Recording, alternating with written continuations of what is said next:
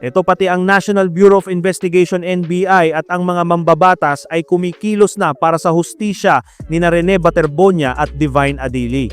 Kampante tayo kapag ipinapaubaya ang mga anak sa mga paaralan at training camps. Pero paano kung ang pagtitiwalang iyon ay mauwi sa trahedya? Ang House Young Guns Bloc ay naghain na ng resolusyon para sa isang legislative inquiry upang busisiin ang mga safety protocols sa lahat ng school activities sa bansa. Dito, lumalabas ang mga gaps.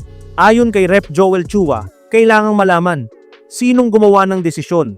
May sapat bang safety measures? Ang Philippine Sports Commission, PSC, ay bumuo na rin ng panel kasama ang UAAP at CHED para reviewin ang mga training practices na tila nagkulang.